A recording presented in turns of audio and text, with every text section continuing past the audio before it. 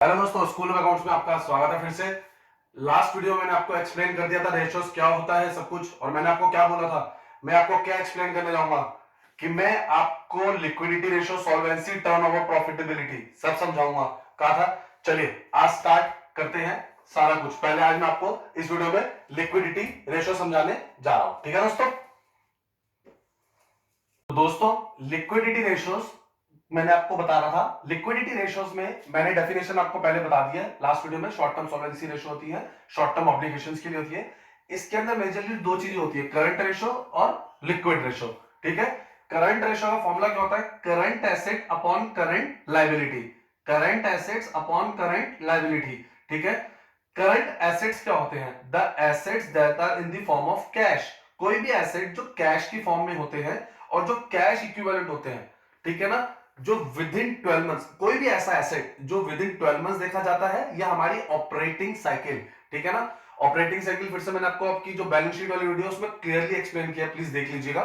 फिर भी मैं आपके लिए एक बार रीड कर देता हूं। अभी भी the assets that are in the form of cash और cash equivalent within 12 months from the, कब से? डेट ऑफ बैलेंस शीट और within the period of operating cycle. ठीक है ना। कोई भी एसेट जो 12 महीने के अंदर कन्वर्ट हो जाए या ऑपरेटिंग साइकिल से पहले कन्वर्ट हो जाए, उसे हम क्या बोलते हैं? Current asset. अगर ऑपरेटिंग साइकिल या 12 महीने के बाद हो तो उन्हें क्या बोलेंगे? Non current asset, long term assets. ठीक है। चलिए, अब जो करंट एसेट्स होते हैं वो कौन कौन से होते हैं दोस्तों? Current investment, inventories. ध्यान रखना, अगर इन्वेंट्रीज के अंदर आपको इंक्लूडिंग लूज टूल्स दिया हो तो आपको माइनस करना है। करंट एसेट निकालते टाइम हम प्लीज इसको मार्क कर लीजिएगा, लूज टूल्स को एक्सक्लूड करते हैं। ठीक है। Trade receivable, cash and cash equivalents, short term loans and advances, other current assets, ये सारे किसका पार्ट है? करंट एसेट्स का। तो करंट लाइबिलिटीज क्या होती है? फिर से वो लाइबिलिटी जो मुझे 12 महीने में पे करनी है या ऑपरेटिंग साइकिल से पहले पे करनी है। ठीक है ना। तो और सर अगर ऑपरेटिंग साइकिल के बाद पे करनी हुई या 12 महीने के बाद, तो नॉन करंट लाइबिलिटीज। ठीक है ना। चलिए रीड करते हैं। The liabilities repayable within 12 months from, कब से? The date of balance sheet और within the period of operating cycle. ठीक है ना। इसका एग्जांपल मैंने लिए हैं short term borrowing, short term provision, other current liabilities. ठीक है ना। ज्यादातर करंट लाइबिलिटीज में हमें ये दिया होता है। ठीक है दोस्तों, current asset upon current liability निकाल लेंगे। ठीक है ना दोस्तों। Ideal ratio, ideal ratio government कहती है कि ये आपका ज्यादातर बेस्ट क्या है? 2:1 है। सर इसका मतलब क्या होता है आइडल रेशियो का? गवर्नमेंट कहती है अगर आपके पास, अगर आपके पास 1 रुपए की लाइबिलिटी है तो आपके पास 2 रुपए के करंट एसेट होने चाहिए। या ऐसा समझ लो, अगर आपके पास 1 लाख की लाइबिलिटी है, करंट लाइबिलिटी, तो 2 लाख के एसेट्स होने चाहिए। तो आपकी फाइनेंशियल पोजीशन हम थोड़ी सी स्ट्रांग मानते हैं, अच्छी मानते हैं। ये नहीं अगर 1.5 है तो आपकी कंपनी की फाइनेंशियल पोजीशन खराब है, सब कुछ है, ऐसा नहीं है। गवर्नमेंट कह रहा है बेस्ट है कि अगर आप इसको रेशियो कैसे मेंटेन कर सके? 2/1। ठीक है ना। 2:1 इसको प्रेजेंट कैसे करते हैं? 2:1। ठीक है, आइडल रेशियो। चलिए आगे बढ़ते हैं। अब लिक्विडिटी रेशियो में सेकंड रेशियो होती है लिक्विड रेशियो। ठीक है ना। लिक्विड रेशियो के 3 नाम होते हैं, liquid ratio, quick ratio, acid test ratio. Again liquid ratio, quick ratio, acid test ratio. ठीक है। सेम फॉर्मूला है, current asset upon current liability, लेकिन इसमें दो चीजें एक्सक्लूड करेंगे। ठीक है ना। लिक्विड है मतलब जो रैंडम कन्वर्टेबल इनटू कैश होता है। तो पहली चीज एक्सक्लूड करेंगे जी, स्टॉक। मैं इधर इन्वेंट्री लिख रहा हूं और नीचे ब्रैकेट में स्टॉक, एक ही तो बात है। ठीक है ना। इन्वेंट्री बोल लो, स्टॉक बोल लो। ठीक है ना। कोई भी स्टॉक है वो रैंडम कन्वर्टेबल इनटू कैश नहीं है। ठीक है ना। फॉर एग्जांपल मेरा पेन का काम है, ये थोड़ी है मैं इसको सारे आज ही बेच दूंगा, ये 1 मिनट में बिक जाएंगे, सारे पैसे भी आ जाएंगे, ऐसा नहीं होता। ठीक है ना। तो जो स्टॉक होता है वो लिक्विड एसेट का पार्ट नहीं होता। ठीक है। अच्छा, और इसके अंदर क्या होता है? प्रीपेड एक्सपेंसेस, ऐसे एक्सपेंस जो मैं पहले से ही दे चुका हूं, ऐसे एक्सपेंस जो मैं पहले से ही दे चुका हूं। ठीक है दोस्तों, तो उसको क्या बोलते हैं? प्रीपेड एक्सपेंस, जो पहले से दे चुका हूं। ठीक है ना। तो इसका फॉर्मूला मैं ऐसे भी लिख सकता हूं, liquid asset upon current liability. ठीक है ना। तो लिक्विड एसेट क्या क्या होता है? Liquid asset is equals to CA minus stock minus prepaid expense. Clear है दोस्तों? आ गया समझ आपको? ठीक है ना। ये फॉर्मूला, ठीक है ना। करंट रेशो का और लिक्विड रेशो का। सर इसकी भी कोई आइडियल रेशो होती है? हाँ बच्चा, 1:1। इसकी होती है 1:1। अगर आपके पास 1 लाख का लोन है तो 1 लाख की करंट लायबिलिटी है, तो आप उसके पास 1 लाख के लिक्विड एसेट होंगे तो चलेगा। ठीक है दोस्तों, ये मैंने आपको लिक्विडिटी रेशो बताई, समझाई है। अब दोस्तों बेस्ट है मैं आपको इसके क्वेश्चन कराता हूं, क्वेश्चन देखना कितने इजी वे से और कैसे जल्दी से निकलेंगे। ठीक है दोस्तों, चलिए स्टार्ट करते हैं। देखो दोस्तों, ये क्वेश्चन लिखा हुआ है, इसके अंदर आपको करंट रेशो कैलकुलेट करनी है। टीएस अग्रवाल का बेसिक पहला इलस्ट्रेशन ये है, समझ लीजिए। ठीक है, चलिए मैं एक बार क्वेश्चन आपके लिए बोर्ड पे भी लिख देता हूं ताकि आपके लिए और आसान हो जाए। अब दोस्तों मैंने आपको क्वेश्चन दिखाया, देखिए मैंने क्या किया, सारे करंट एसेट्स ऐसे करके लिख दिए। ट्रेड रिसीवर भी एसेट का पार्ट है, करंट एसेट, प्रीपेड एक्सपेंस भी, कैश एंड कैश इक्विवेलेंट भी, शॉर्ट टर्म इन्वेस्टमेंट भी, इन्वेंटरीज भी, सबको प्लस करा। प्लस करके मेरा 2 लाख आ गया, मैंने उसको प्लेस कर दिया फॉर्मूला में 2 lakh. Current liabilities, trade payable, creditors plus BP plus expense payable. Trade payable में दो चीजें कौन सी आती थी, क्रेडिटर्स और बिल्स पेबल, मैंने दोनों को ऐड किया। ठीक है ना, और लास्ट में एक्सपेंस पेबल ऐड किया तो 1 लाख आ गया। तो 2 lakh upon 1 lakh, that is 2:1 your answer. ठीक है दोस्तों, चलिए नेक्स्ट क्वेश्चन देखते हैं। अब दोस्तों मैं आपको वर्किंग कैपिटल का एक फॉर्मूला लिखवा रहा हूं। ठीक है ना, वर्किंग कैपिटल लिख लीजिएगा। वर्किंग कैपिटल क्या होता है, जो डे टू डे ऑपरेशंस में मेरे लिए कैपिटल की रिक्वायरमेंट होती है। मैं वर्ड लिख रहा हूं, डे टू डे ऑपरेशंस के कैपिटल की रिक्वायरमेंट। ठीक है ना, उसे हम वर्किंग कैपिटल बोलते हैं। ठीक है, चलिए इसका फॉर्मूला क्या होता है, current assets minus current liabilities. ठीक है, current assets minus current liabilities. चलिए अब इसी फॉर्मूले को यूज करके एक और क्वेश्चन देखते हैं। ठीक है, कैसा आता है क्वेश्चन।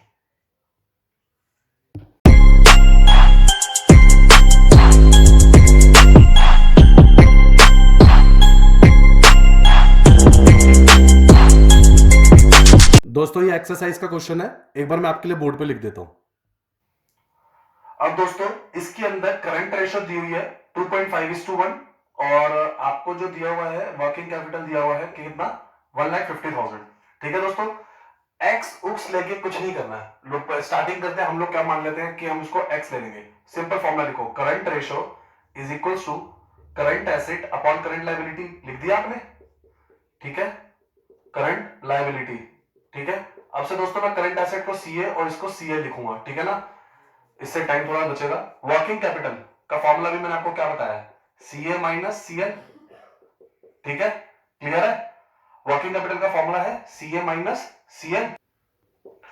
तो 1,50,000 दिया हुआ, करंट एसेट्स और करंट लायबिलिटीज नहीं दी हुई। ठीक है, लेकिन मेरे को करंट रेशो का फॉर्मूला मुझे बताया था सर आपने, 2.5/1 is equal to CA upon CL. ठीक है, एक्स नहीं लेना। ठीक है ना, एक्स लेने की कोई जरूरत नहीं है, सिंपल 2.5 करंट लायबिलिटीज किसके इक्वल है, सीए के इक्वल। 1 इधर क्रॉस मल्टीप्लाई हो जाएगा तो 1 सीए लिखो या सिर्फ सीए लिखो, एक ही बात है दोस्तों। ठीक है ना, तो मैं ये कह सकता हूं 2.5 CL is equal to CA. ठीक है, सीए किसके इक्वल है, 2.5 सीएल के, तो 1,50,000। ठीक है, सीए कितना था, 2.5 सीएल माइनस सीएल। 2.5 सीएल कितना हो गया, माइनस सीएल कितना आ जाएगा, 1.5 CL is equal to 1,50,000। Clear है दोस्तों, कहां से आया, इक्वेशन 1 से, यहां से लिया हमने इक्वेशन 1, लिख दीजिए बेशक, इक्वेशन 1 से आया था ये वाला स्टेप। ठीक है ना, अब इसको सॉल्व कर देंगे, CL is equal to 1,50,000 upon 1.5। ठीक है, वीडियो पॉज करिए और क्वेश्चन खुद करिए यहां से।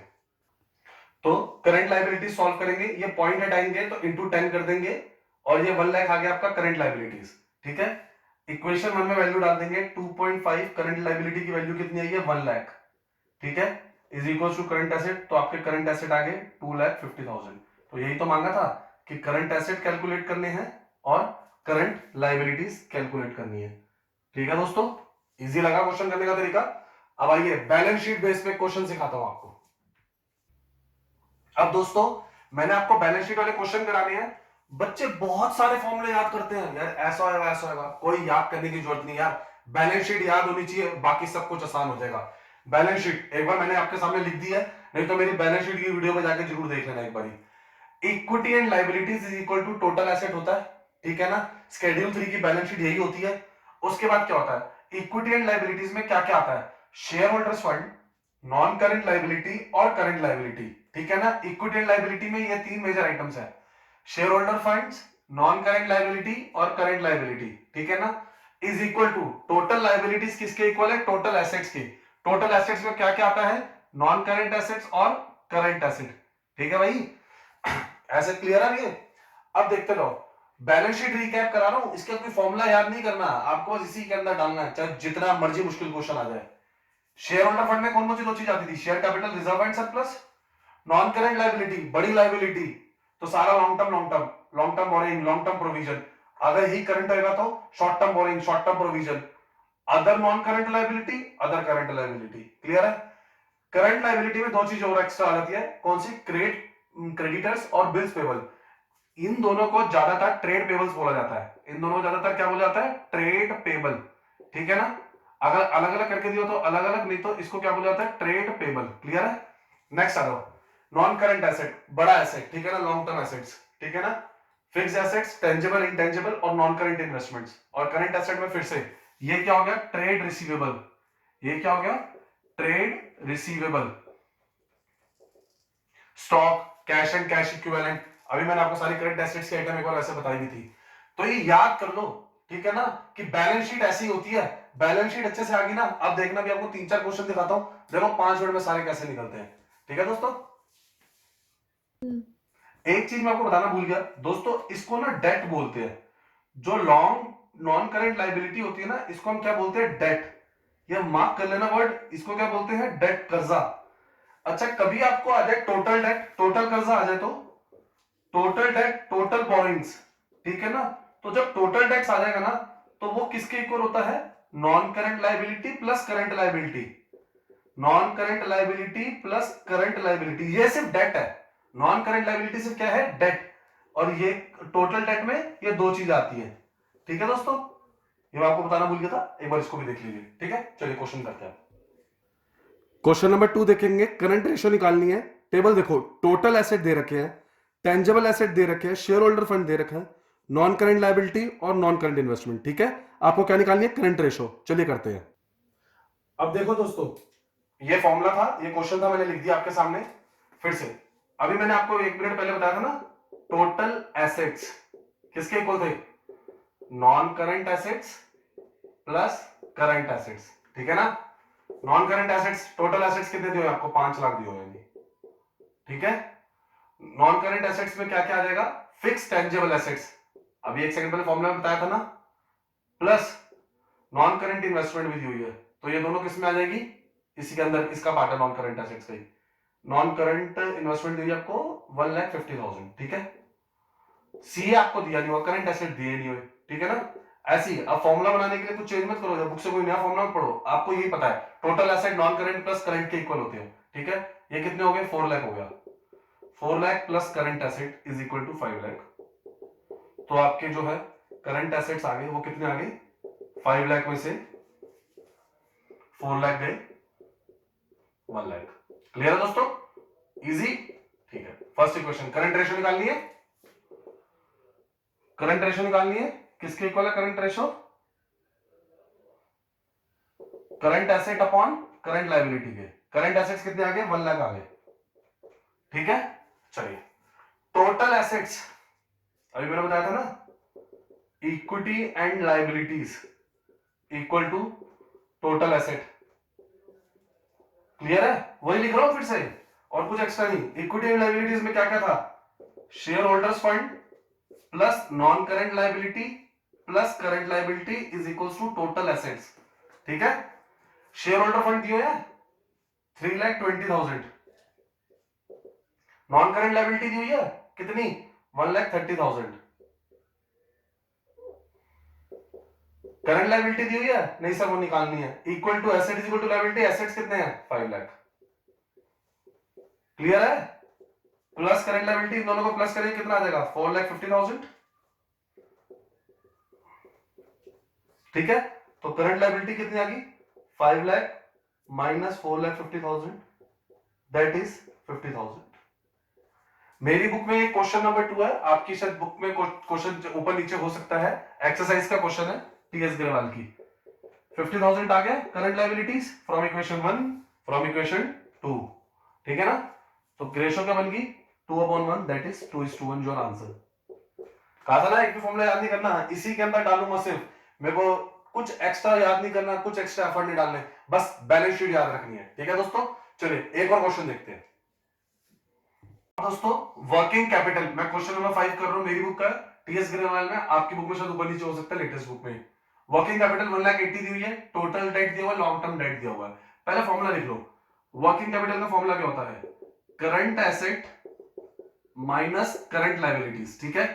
वर्किंग कैपिटल कितनी दी है 1,80,000, current asset minus current liabilities, ठीक है। अभी 2 मिनट पहले मैंने आपको टोटल डेट का फॉर्मूला बताया था, total debt is equals to non current liability plus current liability. Non current liability में क्या क्या आता है, लॉन्ग टर्म डेट आता है। टोटल डेट आपको कितना दिया हुआ है 3,90,000। लॉन्ग टर्म डेट किसका पार्ट है, नॉन करंट लाइबिलिटी का पार्ट है। किसका पार्ट है, नॉन करंट लाइबिलिटी का पार्ट है। कितना आ गया 3 लाख प्लस करंट लाइबिलिटी, तो करंट लाइबिलिटी कितनी आ गई 3,90,000 माइनस 3 लाख, ठीक है। तो ये आ गया 90,000 आपका करंट लाइबिलिटी, ठीक है। तो करंट लाइबिलिटी में डाल दो CA is equals to 90,000 from equation 1, ये 1,80,000 के इक्वल था, ठीक है ना। तो करंट एसेट कितना आ जाएगा 1,80,000 प्लस 90,000, पता ही होगा आपको, माइनस इधर आके प्लस हो जाएगा। तो current asset is equals to 2,70,000। हमें निकालना क्या है, current ratio, current asset upon current liabilities. Current asset कितने थे 2,70,000 from second equation upon first equation से हमारा क्या आया था 90,000। क्लियर है दोस्तों। तो रेशो आ गई 3/1, that is 3:1 is your answer, ठीक है दोस्तों। अब इसके अंदर ना क्वेश्चंस आते हैं जैसे स्टेटमेंट टाइप, मैं आपको एक बार क्वेश्चन दिखाता हूं, ठीक है। चलिए दोस्तों, अब ये वाला क्वेश्चन मैंने आपके सामने लिख दिया है, state giving reason which of the following would improve reduce और नॉट चेंज द रेशो, ठीक है। क्वेश्चन बहुत बार आता है पेपर में दोस्तों। इस क्वेश्चन में ना आप पहले तो करंट रेशो को कुछ एज्यूम करो। करंट रेशो तो 2:1 ही होती है, एजम्पशन मतलब जैसे 20,000 अपॉन 10,000 ले लो, ठीक है। सर ऐसा क्यों, थोड़ी यार फिगर्स इजी हो जाएंगी, ठीक है। जैसे मैं आपको एग्जांपल करके दिखाता हूं। पहला लिखा है purchase of goods for cash, purchase of goods है, ठीक है, करंट एसेट है ऊपर और नीचे करंट लायबिलिटीज है। अगर मैंने कितने के गुड्स लिखे, मैं इधर अज्यूम कर रहा हूं, अज्यूम जो भी फिगर करो ना, जैसे 5,000 6,000 कुछ ऐसे करो तो थोड़ा जिससे इजी हो जाए क्वेश्चन, ठीक है। सोचो मैंने गुड्स खरीदे कितने के 5,000 के, purchase of goods for cash, तो मेरा स्टॉक बढ़ गया। क्या बढ़ गया, मेरा स्टॉक बढ़ गया कितने से 5,000 से। लेकिन मेरे क्या कम हो गया, मेरे पास 5,000 से कैश कम हो गया, ठीक है ना। और करंट लायबिलिटी में कोई चेंज है नहीं, तो ये कट जाएगा, तो सेम रेशो रहेगी। मतलब फिर से 2/1 आया 2:1, तो हम क्या लिखेंगे नो चेंज। तो इसका आंसर दोस्तों क्या है नो चेंज, ठीक है। चलिए मैं आप लोगों के लिए अब सेकंड पार्ट कर रहा हूं, ठीक है। आप लोगों के लिए मैं इसके अंदर सेकंड पार्ट करके दिखा रहा हूं आप लोगों को। लिखा है sale of office equipment for ₹4,000, book value 5,000, ठीक है। दोस्तों ऑफिस का इक्विपमेंट का मतलब ये क्या चीज है, ये फिक्स एसेट है। ये क्या है, फिक्स एसेट है। फिक्स एसेट बिका, लेकिन मेरे पास क्या आया, कैश आया। फिक्स एसेट का कुछ भी रोल नहीं है करंट एसेट और करंट लायबिलिटी में, लेकिन मेरे पास बेच के क्या आया, कैश आया। कितना कैश आया 4,000, ठीक है। क्वेश्चन में दिया हुआ है, तो ये क्या बन जाएगा 24,000 अपॉन 10,000, दैट इज 2.4:1। तो पहले मेरी रेशो क्या थी 2:1, पहले मेरी रेशो थी 2:1, अब मेरी रेशो क्या होगी 2.4:1। तो डेफिनेटली ये क्या हुआ है इंक्रीज, ठीक है। इसने में क्या हुआ नो चेंज, इसमें क्या हुआ इंक्रीज। चलिए लास्ट पॉइंट करते हैं, सेल ऑफ गुड्स, ठीक है। 11,000 के मैंने बेचे और उसकी बुक वैल्यू कितनी थी गुड्स की 10,000, ठीक है। चलिए इसको सॉल्व करके दिखाता हूं मैं आप लोगों को। अब दोस्तों क्या हुआ, जब मैंने गुड्स को बेचा, गुड्स थे कितने के माइनस स्टॉक, स्टॉक कितने का माइनस हुआ 10,000 का, लेकिन कैश कितना आया 11,000 आया, करंट लायबिलिटी में कोई चेंज नहीं है जी, ठीक है। तो 20,000 प्लस 1,000, क्यों? 10,000 रुपए के स्टॉक गया लेकिन 11,000 आया क्योंकि 1,000 प्रॉफिट था, ठीक है, upon 10,000, that is 21,000 upon 10,000, that is 2:1। तो 2.1:1 आ गया। पहले मेरी रेशो क्या थी? 2:1। अब ये क्या हो गया? इंक्रीज। तो दोस्तों ये क्या आएगा? थर्ड वाले में भी क्या आएगा? इंक्रीज। क्लियर है दोस्तों? तो इसको ऐसे सॉल्व करो, एक रेशो एज्यूम कर लो, जैसे मैंने क्या रेशो एज्यूम करी? 20,000 अपॉन 10,000, ठीक है ना। और कोई भी फिगर उसके अंदर प्लस माइनस करो, ताकि आप इसकी वर्किंग्स भी बन जाएगी, और आप इसको प्रेजेंट ऐसे करोगे तो मार्क्स भी मिलेंगे, और गलत होने के चांसेस बहुत कम है, ठीक है दोस्तों। दोस्तों यहां पर मैं अभी के लिए करंट रेशो का टॉपिक खत्म कर रहा हूं, इसके अंदर मैं आपको और भी क्वेश्चंस देता रहूंगा, ठीक है। अब मैं जो नेक्स्ट टॉपिक स्टार्ट कर रहा हूं वो है लिक्विड रेशो, ठीक है। लिक्विड रेशो खत्म करने के बाद हमारी लिक्विडिटी रेशो खत्म हो जाएंगी, ठीक है। अगर अब तक चैनल को लाइक एंड सब्सक्राइब नहीं किया तो प्लीज कर लीजिए। Thank you.